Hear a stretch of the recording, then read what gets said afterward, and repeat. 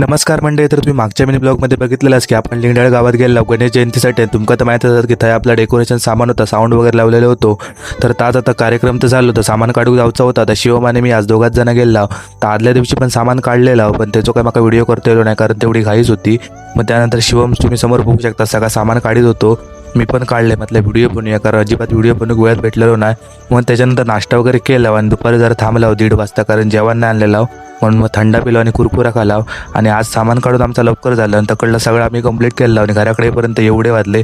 मग त्यानंतर मंडळी संध्याकाळी आज किती दिवसानंतर घराकडे होते, त्याच्यामुळे गरम गरम चाय केलं आणि ती मग मस्तपैकी पिऊन घेतलं.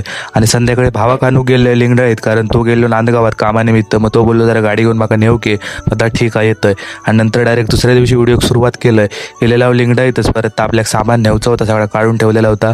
मग गाडीत डिझेल अजिबात नव्हतं. मग ताच भरूक आपण पेट्रोल पंपावरील लावू. त्यानंतर सगळी गाडी लोड केला. तुम्ही समोर बघू शकतास पूर्ण एवढा सामान आपण भरलेला आणि अक्षरशः गाडीन सुद्धा आहे म्हटल्यान कारण तुम्ही समोर बघा किती सामान भरले. आता फुल लोड केलेलं होतो.